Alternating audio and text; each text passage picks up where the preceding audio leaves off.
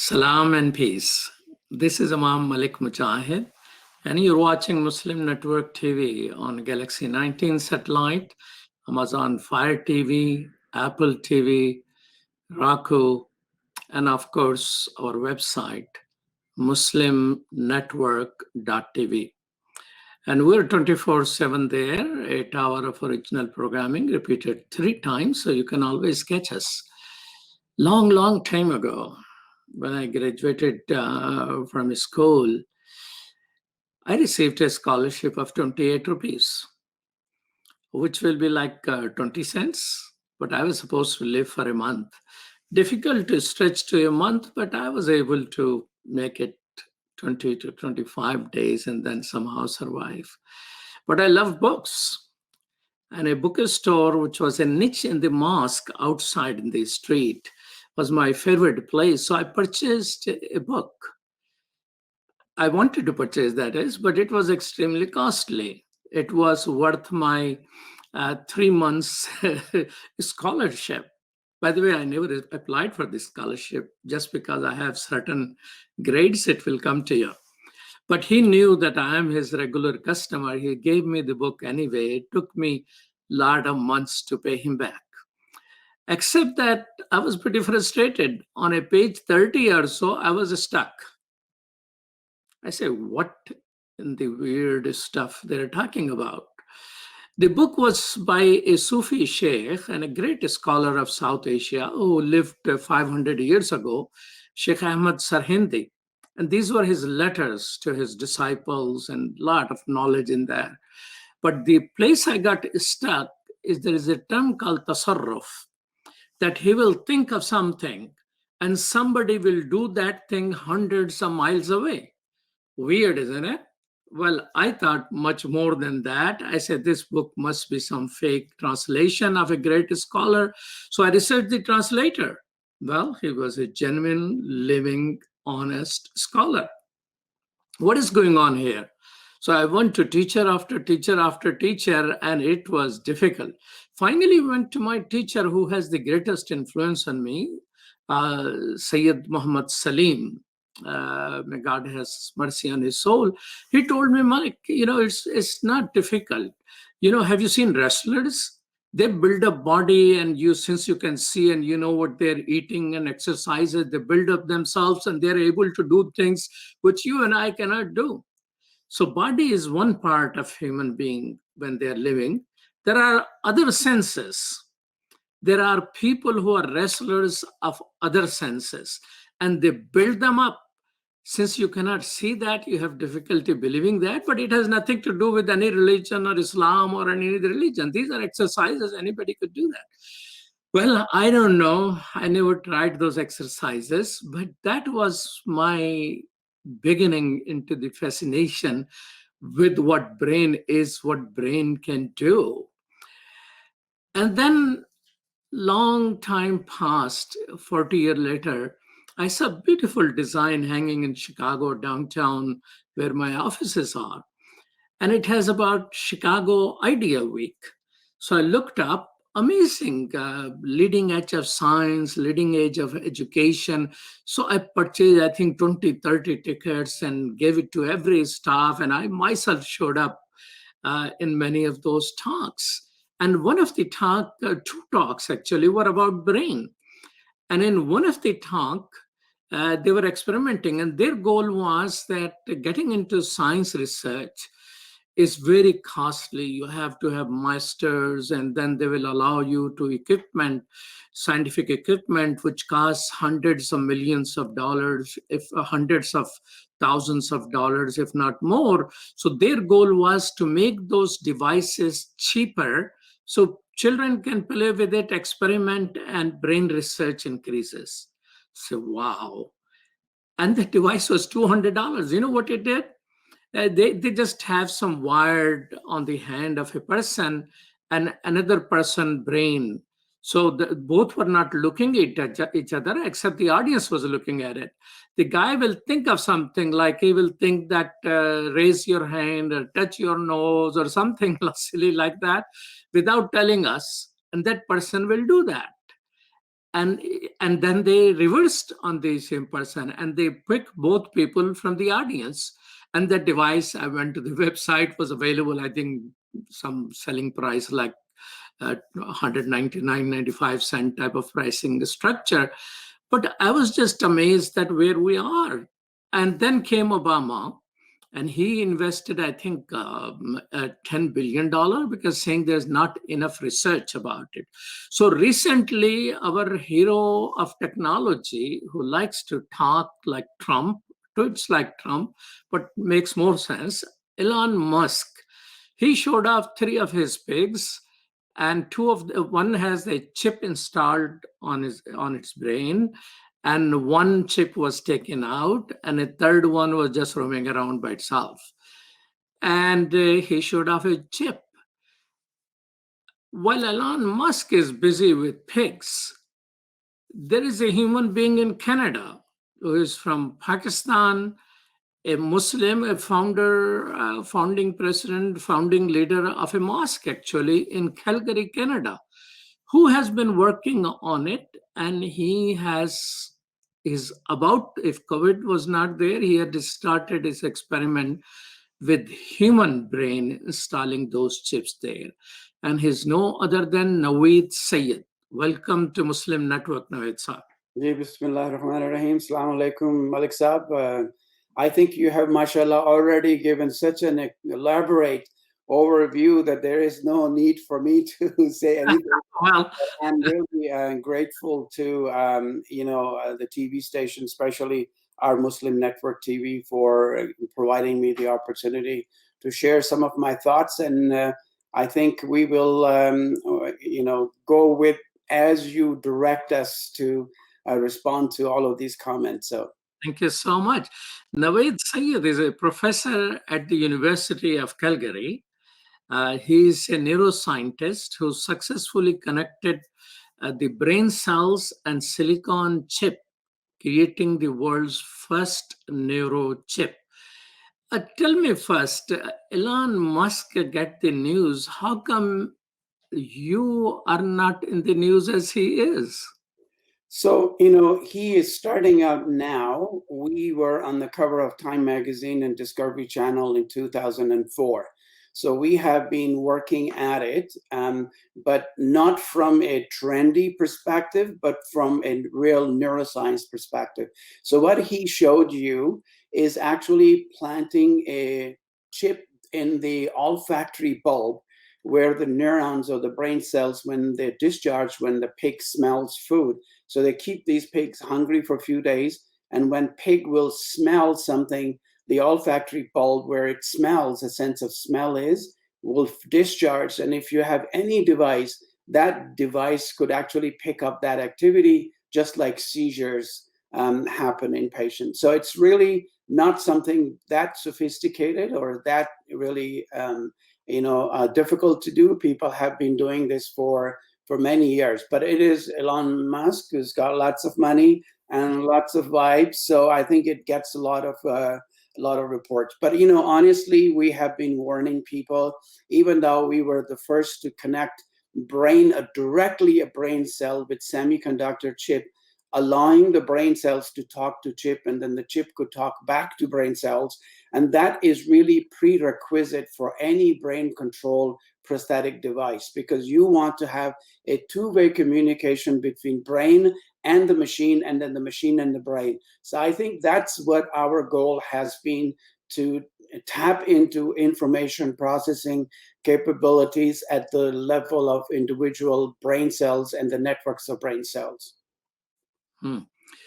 So research is way ahead of what Elon Musk was demonstrating at this moment, it seems. Yeah, so I think at their level is that he really wants to draw a lot of attention. These kinds of technologies in our lab, we have been driving a car by just thinking of it. We can fly a drone by just thinking of it. So those are actually not so sophisticated, so difficult, because they only involve your sensory motor cortex, which is the outer part of your brain. So if you are thinking about moving your hand, and you actually move your hand, we can map the area in your brain that gets activated when you move your hand. But even if I imagine of moving my hand, the same area will light up, right? It's the same thing. And dream, the same parts of brain is activated if you're running from a politician or if you are afraid of a spider. The same motor areas of the brain light up. So when you think about something, the same part of your brain is activated. So I don't actually have to move my hand or my legs. If I only think about moving, the same area of my brain is activated. And if you have a surface electrode just on your scalp in different areas of your brain where those motor centers are located, they will discharge, and you could pick up that signal and connect it to somebody's radial ulnar nerve. And when you think about it, they will actually move their hand because you are releasing that discharge onto a nerve, bypassing their own brains. So it's really not that of a magic science or that difficult. What really difficult part is that our brain has more brain cells than the Milky Way stars. So there are tens of billions of brain cells, and you can imagine how brain really tapping into that chitter chatter is how difficult it is. But you think about brain, the unconscious part of our brain scans 1.2 million frames per second, whereas the conscious part of our brain does only 42 frames per second. So if you allow your conscious brain to really take over, it always takes over, but it makes all educated guesses. It's really not that smart. It will make up things. You have hallucinations. It will just create imagery that makes you realize that you have actually seen the entire landscape. Actually, it is creating that image out of that unconscious part. So if I ask you, could you tell me where your foot is? You did not know about your foot until now.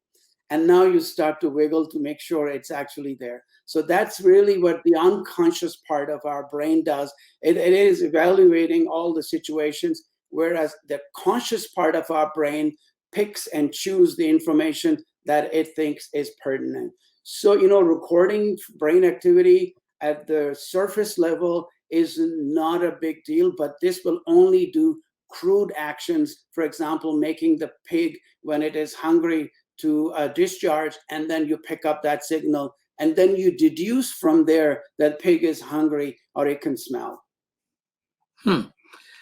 So it looks like that understanding. So people know more about the conscious brain as compared to unconscious brain. Correct. So the unconscious part of the brain, it really runs the show until and unless you bring in. So for example, I saw a fancy gadget that you just mentioned. I will go to Apple Store and I want to buy it. And that time I will realize that, this is $200. That's like, my whole year's scholarship money. Why would I really want to spend money on something that is not really useful? I could buy groceries. So that is the conscious part of your brain that will always try to really control. And better than I do in Quran too. And the prophets actually came to do tazkiyah nafs. That nafs is that, bringing it in line with the true core values that you have. So I think, the unconscious part of the brain is the one that also allows you to really imagine things. And we call it, in our neuroscience term, it's experiential blindness. So if you haven't seen an image, then your brain will try to make it up and try to find out what it is that I could pull out from my memory bank, and this might look like it. So it will create imagery. This is why many people have hallucinations. They will hallucinate about certain things because brain is trying to get them out of this unknown difficulty that they have no clue about.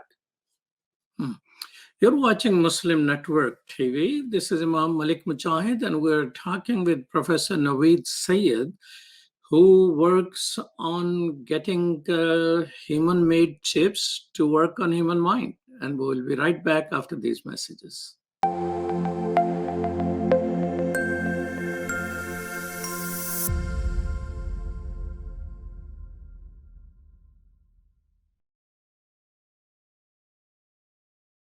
My wife, she's a professor at the University of Cincinnati, who's Catholic, and by her watching and listening to our 3-year-old son watch Adam's World, she ended up taking Kalima Shahada. She embraced Islam because she learned so much about Islam and the other prophets. It really affected our life in a great way, and because of Sound Vision and Adam's World, we're Muslims. I took my Shahada 15 years ago, and I actually am from a rural part of Ohio. And so I found the catalog for Sound Vision, and I ordered the tapes and the CDs and the books, and I used those, and especially for my little daughter, that's how we basically learned our Islam, and Islam entered our hearts through the wonderful works of Sound Vision.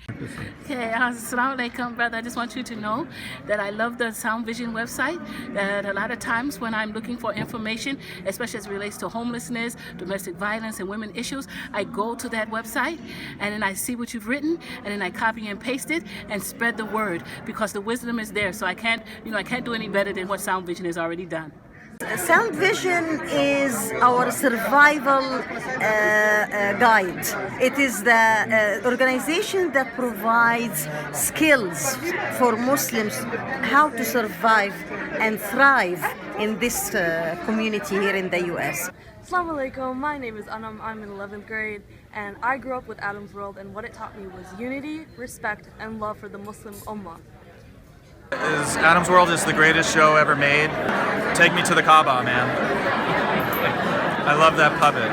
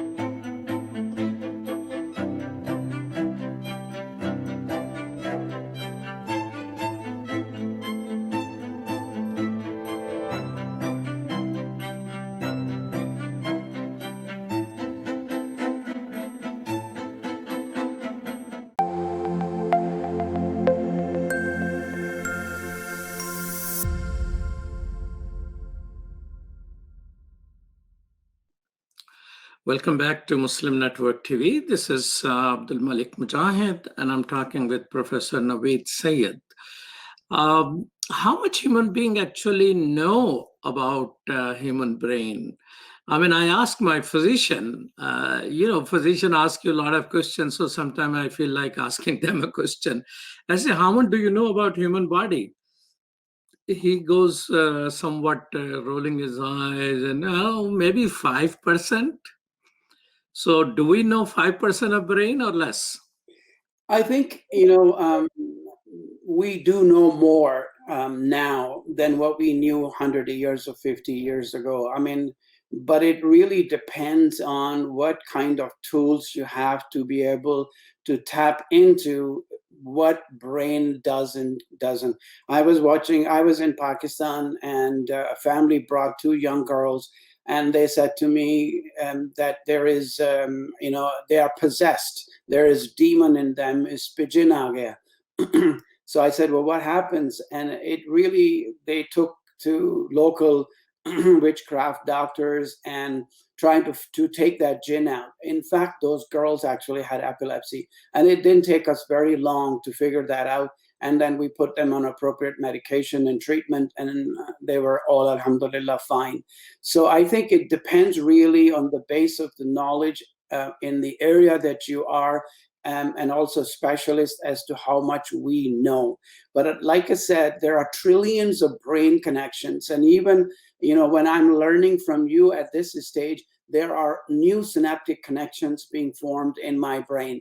And they will form the basis of new memories, learning and memory. So not only that the brain is really extremely complicated because it has tons of billions of brain cells, but also synaptic connections that are in constant fluxes. They are being constantly built, just like Allah says in Quran that we have created this universe, we are expanding it, and it continues to expand. And I think so are the capabilities of our brain. They also continue to expand as we learn. So anybody who could say that is an educated guess. People ask often question that, how much of our brain that we use at any given time. And, I say maybe Albert Einstein used, as you said, 5%. But it says, well, why is it that we cannot use more of our brain? Why is it that we have to create the super intelligent devices? Why is it that we have to really tap into really enhancing the capabilities of our brain? The important thing to remember is that the function of your brain is contingent upon the energy and oxygen that it receives from heart. So your heart provides only 20% of blood to your brain, and that is the rate limiting factor. If you enhance the blood supply, for example, God forbid, you're driving at a fast speed and all of a sudden comes a 10-ton truck in front of you, you're about to have a head-on collision, the adrenaline will pump your heart, the heart will send blood to your brain, and your old memories that you had no recollection whatsoever when you were 2 years of age or 3 years of age, you had no recollection. They are also stored somewhere, but we have forgotten the name of the file and the folder, and we cannot recall them. But when the blood actually gushes, it opens up, and your life flashes in front of you right then and there. So I think, we also know that. Wow.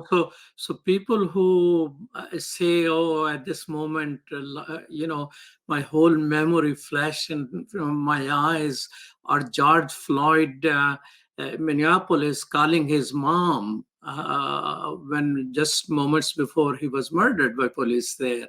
So you're saying that is a higher supply of blood to the brain, and it brings back the old memory, or my whole life flashed in front of my eyes. You're not saying is a fiction, but says really it happens. It really is, because the memory needs to be actively removed as well. So just like you have to make the effort, it is a protein synthesis, transcription dependent mechanism where new memories are formed. And networks are established because it is actually either a physical connection that forms between brain cells, or it enhances the efficacy of existing synaptic connection between the brain cells. So in instances when these memories are stored, because we have not recalled them, it doesn't matter. It's just like your computer. So in your computer, you have written many letters and files, and then you forgot the name. What did you name it? What was the domain name? What was the name of the folder?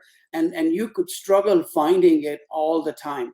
So I think the same thing happens in your brain. Memories get stored, and these memories are the one oftentimes also jogged up when you are dreaming. So in your dream, when you're sleeping, brain is a hard drive. It is backing up all the data. And sometimes it backs it up really fast, and sometimes it backs it up in reverse order. And then it goes and picks things up from those memories and try to relate to them. Oh, maybe this is where it fits in. So when those memories are recalled, it will create the dream. And deja vu is the same thing. Your brain actually tries to give you the impression that, this is what you have been here before, and this is what has happened. So memories are really not eliminated. They are usually stored, but we have no access to them because retrieval of memory is also an active process. But when you flush your brain with blood, because brain prioritizes networks, I am right now focusing on this. This is where you have to really work. So that particular cable is really provide the electricity or the energy at the expense. So it's just like load shedding in Pakistan. You need to really shift the load on one side and get the other, neighborhood light up.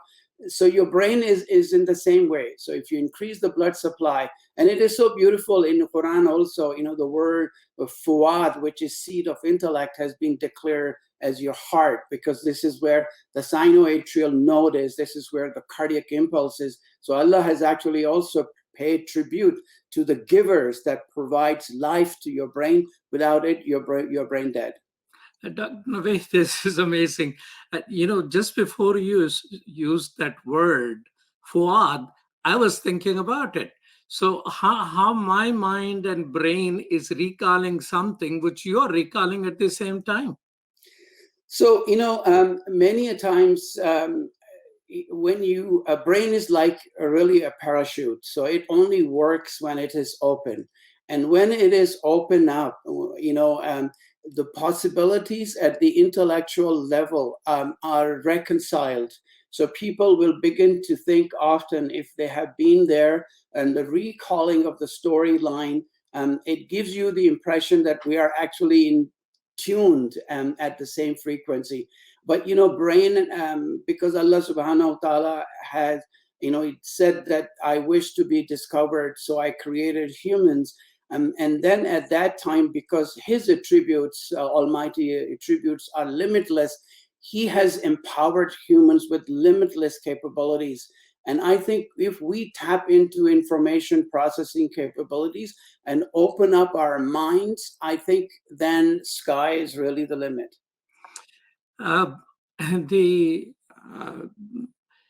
The thinking about fuad, some people literally translate as heart, but you're talking about the conscious brain and unconscious brain.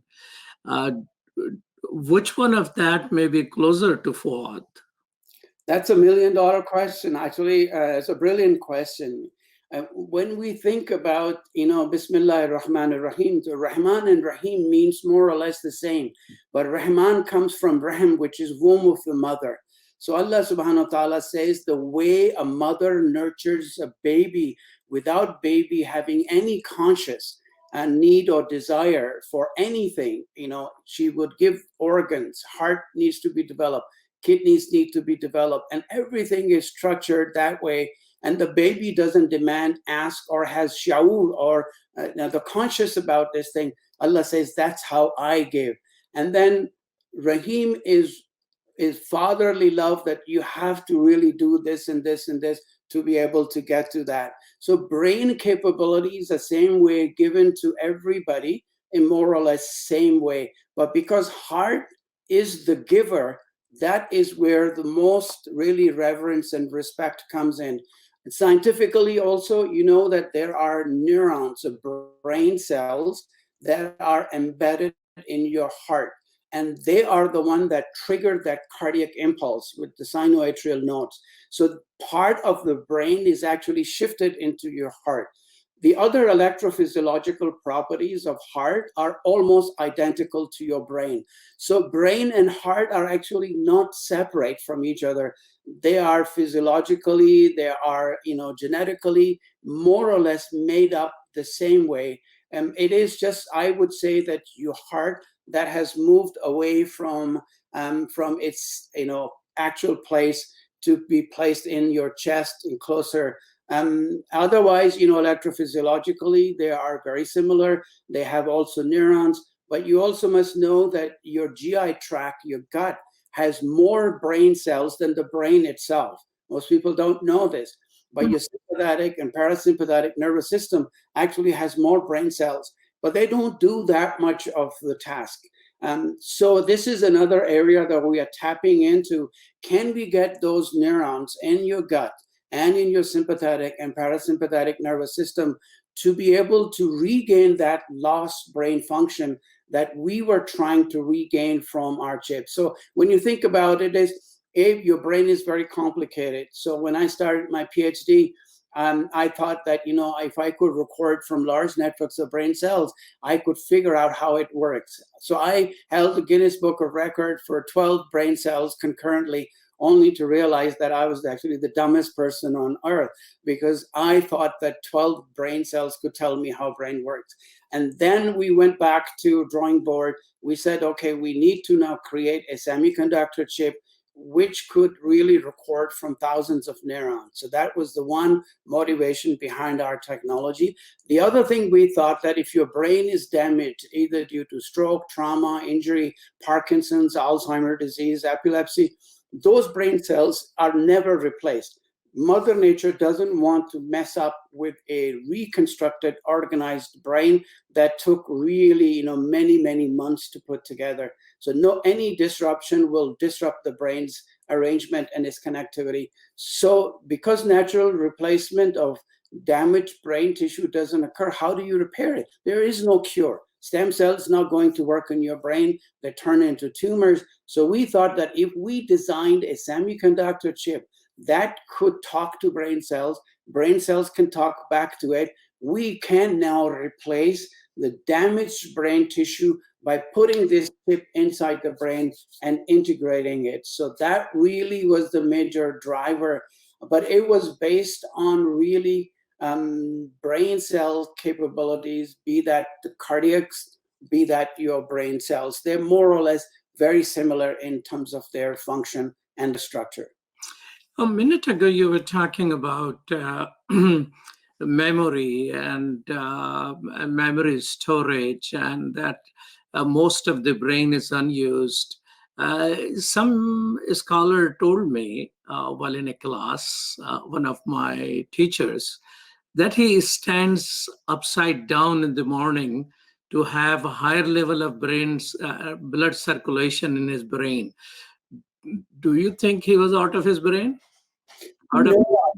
Actually, most yogis will do this too. And the idea is that exercise can do the same thing. And if you are exercising regularly, that really increases what we call trophic molecules. And when these trophic factors are increased, they will strengthen your brain cell connections. That will delay your Alzheimer's disease and other neurodegenerative diseases.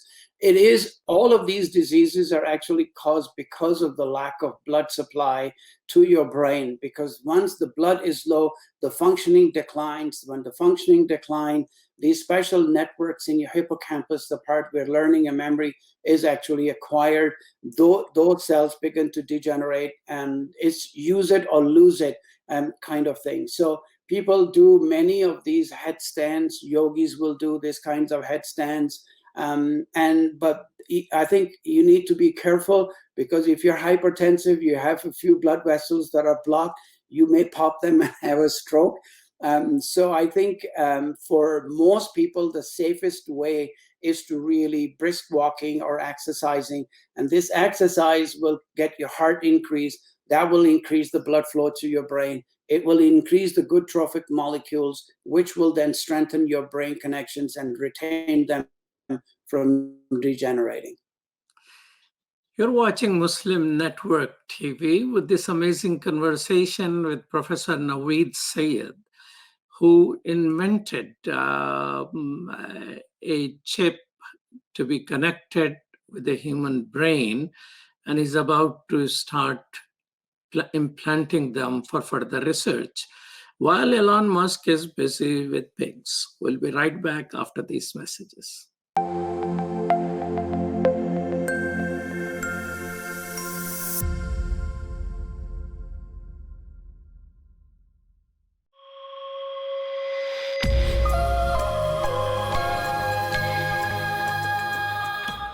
What was it like when you started this network out, when you started Sound Vision those many years ago? After 9/11, one lady called me And she says, what is your channel which I can watch? And I say, I'm sorry, we don't have a channel. And you know what she said? She said, then how America will know about you? SubhanAllah. Anything you want to say to the people who are watching? We had one sister who messaged that she grew up on Sound Vision. What do you say to the people who have been long supporters? Thank you. Thank you. It is because of you we are able to do all of that. So the generation of Adam's World, you need to take it over for the next generation. And that's my invitation to you. So keep telling everybody where to watch. They can watch it on Galaxy 19 satellite, Amazon Fire TV, Apple TV, or easy thing, muslimnetwork.tv, or our YouTube channel, or our Facebook channel. And with your help, inshallah, ladies, the one who called me, what channel should I watch Muslims on? Answer is here and now.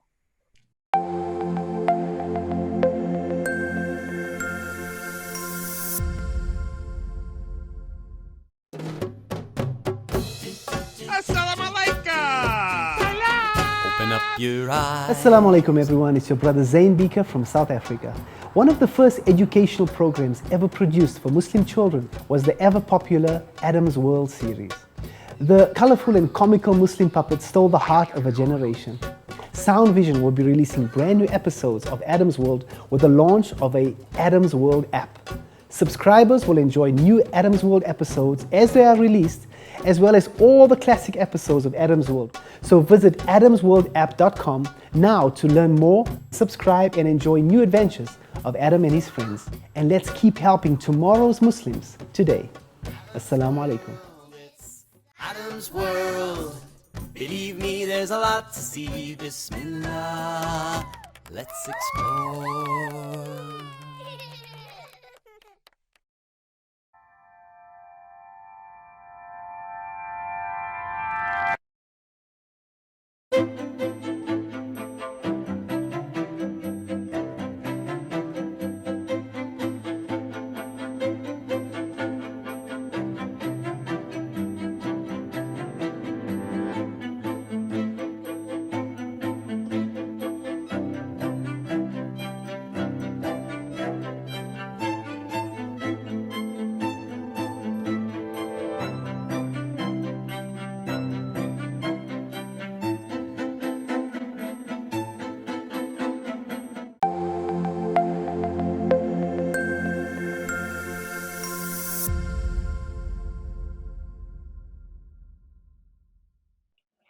Welcome back to Muslim Network TV. You're watching us on Galaxy 19 satellite, Amazon Fire TV, Roku, and Apple TV, and or on website muslimnetwork.tv. This is Imam Malik Mujahid, and I'm talking with Professor Naweed Syed. I asked you a question about how much do human beings know about brain, and you sort of didn't give me any percentage.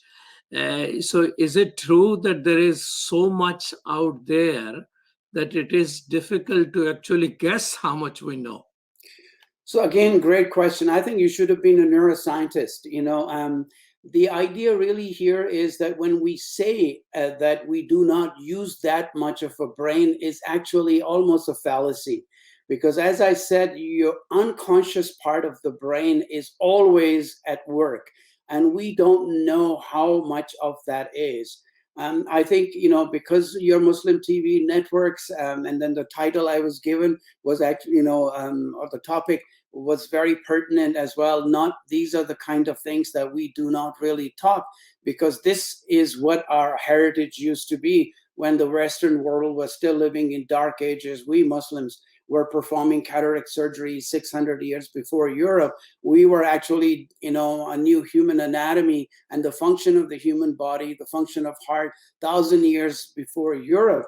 So I think that it's really the part when you say that our brain, we don't use more than 2%. Some people would say 5%. Maybe Albert Einstein used, 10%. And some people will say that is really the case. But, think about your brain as living in a caravan. You can't put things but where they belong. But if some place is taken, it is taken at the expense of something else. So when you think about Albert Einstein, he was very good in mathematics and physics, but his language and social and emotional component of his brain had to give in. So he was really failing in all of those courses and all those grades. So it is really the power shift as to where you shift the functioning of your brain. So brain cells that fire together, they wire together. They will get really connected with each other. So I think, it depends on which particular faculty or trait. I mean, no two thumbprints are identical. No two irises are identical. No two brains or the functioning of human brain is really identical. When you think about brain, if you split my brain in two halves, the right side of my brain really deals with the now moment. It relies on my sensory perception. So it is now, it is here, and it is what I can smell, it is what I can taste, what it looks like. So this is really, in this sense, I am connected to you and all the other people, and this is a la-la land. It's a wonderful word because that part of the brain actually thinks kinesthetically through movement and then what it can hear and what it could do. The left part of your brain is a very different story. It actually thinks, it takes that sensory information, it will process it, it will connect it with the past, it will also project on the future screen, and then it tries to deduce. This is the part of the brain that tells you, don't forget to take, cereal home on your way back, otherwise you won't have breakfast. This is the part of the brain that tells you that you need to do your laundry this week. This is the part of the brain that tells you that I am. And at that moment, I get disconnected from everybody else. So if you live in the la-la land, right side of your brain, right part of the brain, and the reality does not exist for you. You are actually, this is what you see is reality. So those people in your brain, compartment dwell on the right side, they just think about themselves and this is it. Whereas the left part of your brain actually allows you both parts to be connected, and then you get connected at a much higher level. So tell us about, you talk about there are some brain cells and more brain cells, neurons in your guts than there are in your head. So how do they perform any function at this moment? Because you're mentioning, what about if we get them to do some work? So give us 101 of how brain works. So, you probably heard, when you were young, ladies or also parents saying, I have gut feelings. I have really gut feelings about this thing. That gut feeling sense is actually not a fictitious thing. It is very, very real. Because, what got me interested in neuroscience, I was watching a Second World War movie, and there is British soldier gets out of his trench. He's firing his machine gun and attacking a German bunker. And then a grenade falls in front of him. He's decapitated, but he continues to run. And that scared the bejesus out of Germans. They thought the British soldiers could fight without their heads intact. So they called them demons of the battlefield. And I just said, oh, hold it. I was told that the brain does everything. His brain is sitting on that rock. And how is this possible that he continues to run and fire? It turns out actually that your spinal cord has the networks of brain cells that control your locomotion. And this is where most of your really activities come. So this is where you separate your brain. Brain will send a command to spinal cord. Those motor neurons take over, and the brain is constantly monitoring, just like you monitor your group of people or your firm. As you give the order, you're not sitting all the time making things. They do it, but you're actually sending a command as to what needs to be elevated or downgraded. So same way, the spinal cord itself actually allows you to be able to do those motor functions. Similarly, all the gut functions are controlled, by your neurons in your sympathetic and parasympathetic nervous system. So when you think about brain itself, the brain is really the command and control center, and the rest of the body is really what it is. It does what the brain actually tells them. So we had a lady who had really very severe ataxia, and her brain was miswired, and sensory motor centers were not under her control. She falls off, she will, walking, she just trips over. So what scientists did, they actually put a helmet around her head, and they put 70 electrodes around her tongue. So every time when the helmet will tilt, it will shock the tongue. And then 20 minutes later, she could actually get up and walk. And within 2 months, she was riding bike. So what happened was that her tongue became her sensory motor cortex. It took over the lost functions of the brain that was really not functioning in her case. So brain is highly plastic, and that is really the beautiful thing about it, that it can constantly change and adapt as per the environment. But there are certain things that are hardwired in the brain. The rest is the plasticity allows our brain to be very adaptive and change all the time. So you have your central nervous system that really brainstem, the lower part, it controls your breathing. And then if you go a little bit up, it's a limbic system we call reptilian brain. That reptilian brain is basically the primitive part of the brain, and that controls many of those functions. And then if you go higher, you have other higher cognitive functions. And finally, your prefrontal cortex that allows you to be able to really do higher functions, which we actually, our brain is no different than primates or monkeys. A monkey has almost, 98% of similar kind of brain cells and structure. It is, at the higher prefrontal cortex level that humans, because the brain development is much slower than a monkey, this allows us to really reprogram or connect our brain cells the way, you wish or your experience allows you to do. So can individuals who are listening here, who have complaints of memory loss, or can they somehow enhance, or parents can do things with their children so their children use more of their brain? What are they? I mean, you're a scientist. I mean, we're just a journalist talking about in broader terms. Is there something which families can take from this conversation and apply it in their homes?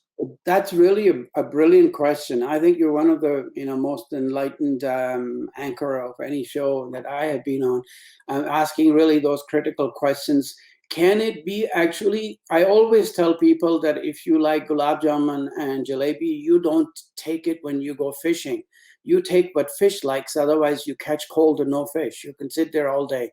The most important thing is that for children too, you need to really see as to how their brain is wired, what it is that they're most passionate about, what it is that they're most excited about, and which area it actually doesn't excite them that much. So you can only go from good to great in the area that you're good at. So I think the important thing is that if you want your children to excel, don't live your dreams through them, because it is unfair to them as well. They have their own dreams. They have their own unique strengths. So I think the important really part is that we need to study our children and see and ask them as to what it is that gets them most excited, and then let them go. I think, when you think from a socio-psycho and then also evolutionary perspective, when you think about stones, and we call them jamadat, they have their own capabilities, and some are just simple pebbles, some become hijri aswad, some actually becomes even elated stones. It could be diamonds and other things. And so they have the ability to climb up. And then if you go even further, plants, they have their traits, and then animals have their limit. But humans' brain and their capabilities are really limitless. And I think, and they are very unique. Each and every human brain is really wired on the basis of their personal experiences. I think for parents, it's really important is to find out what it is that the child is most excited, what makes them come alive, because what the world really needs is people who have come alive. Well, as we're coming closer to our conversation, about 6-7 minutes left, what are the danger of human beings figuring out how to manipulate mind? I mean, you're thinking that it will help people who have disabilities, who have Parkinson's, who have other problems, and you're saying that it is being applied right now, as you gave an example of a person there whose scientist helped her control, and she started using bike and all that. So positive things, but there are negative aspects of all these things. What about somebody using it to create a real Terminator? I mean, human dictators has done strange things throughout human history. I remember Sanjay Gandhi in India. He was a son of a prime minister. In a period of 1 year, he sterilized 6.2 million people, and most of them Muslim, because there is a myth Muslim are growing too fast and they were poor. So put them in the truck, took them to a field, and just mass operations were taking place. A lot of people died during that situation. And a huge turmoil in India came, emergency was influenced. So there are directions which dictators can take, militaries can take. You're saying human mind itself can fly a drone right now. So are there some ethics of this human brain manipulations which are developing? I think it's, again, a great question. Whenever I used to go to United States after 9/11, I will be pulled over, because at our airports, my picture is posted on a huge big billboard saying that who knew University of Calgary will be home of brain chip technology. And there was a cover of Time magazine as well. So when they looked at it, they will pull me over, they make me sit there, and they will ask the same question: what if your technology gets into the hands of these extremists and terrorists? I said, look, they are far ahead of me. They're already blowing up. They're already doing, taking the planes and hijacking them, and then,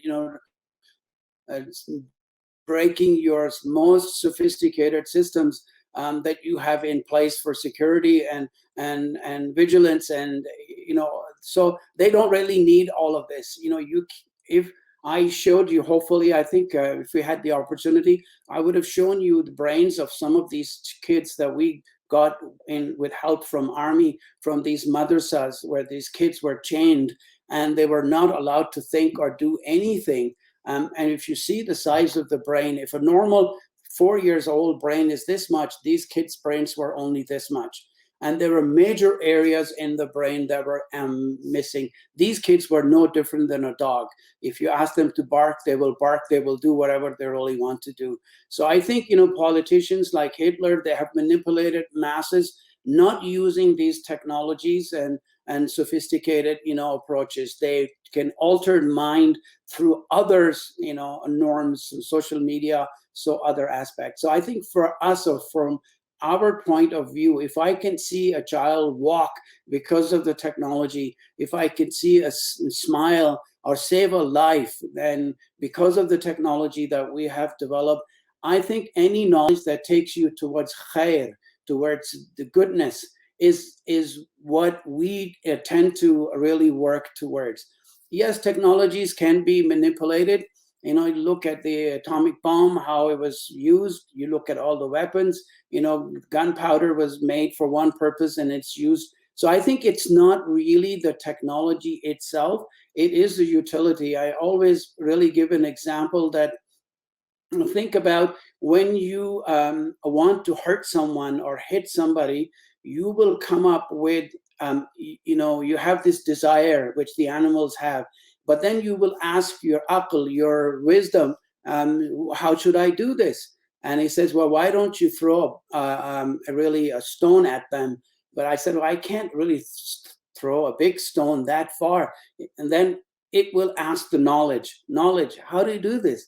The knowledge will say, make a sling or make a plane and then a missile, and then you can fire it off.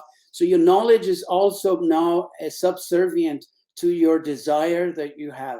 And at that moment, you need to really bring in the conscious, and the conscious will say, we're not supposed to do this. I think this is very unique to humans. So your conscious is very unique to human, and we have very specific ethical guidelines that allow us to be able to restrain our knowledge, restrain our desires, and also restrain our aql, as we call it. So, but when you think about is, I always say that data is actually not information. Information is not knowledge. Knowledge is not wisdom. Wisdom requires conscious. So I think whenever we do these technologies, our purpose is to make life better and not worse for people. Well, life better, not worse for people. You were born in Pakistan. You benefited from their educational system. They nourished you. Tell us, there is a Pakistani who asked that you hire people in Pakistan, and I did. 5 people. They are currently working, and we are paying them the top rates of their field, actually higher than top rates of their fields. And they're doing an amazing job, and they're happy. And while here, because of the COVID, our funding going down, we are still able to sustain our operation because of, so in your field, neuroscience research, I don't know whether that's the appropriate word for your field, a cross between, IT type of things and chips and human brain, biological electronics or electronic biology, whatever it is called. But are you able to hire people in Pakistan who can assist you in research? So currently I have 2 students who are doing, 3 actually doing PhD with me, and they are from Pakistan. So, but I always think that if you give someone a fish, they can feed their family 1 meal. But if you teach them how to catch fish, they can feed themselves. So we are in the process of really building a university in Pakistan, Islamabad. We acquired 160-acre land, and we want to make it a one-stop shop, which we call Knowledge Mall. The way the Renaissance, Alhambra and the Muslim centers of excellence used to be, where the entire world will come. And so there will be biomedical engineering, tissue engineering, artificial intelligence, machine learning, robotics, all of these disciplines. We would like to bring these all students together as an interdisciplinary platform. And I think that really is the way to go forward, to give them a role model and show them. The young lady who just commented, Zainab Khan, she's actually running a huge operation under the banner of Takmil. And our really goal there is to educate 2.8 million people, 28.2 million people and children who are out of school. So I think we need to really build this portfolio from very early stages. Pakistan is, alhamdulillah, blessed with, so many great things. Our, young population, 50%, more than 50% is under 25. Most countries are struggling to have this creative, innovative, smart, young workforce that Pakistan has. So I think if we manage to really help make these pipeline to inquiry knowledge bigger and faster, that will bode very well at the other end when they become innovators, they become creative.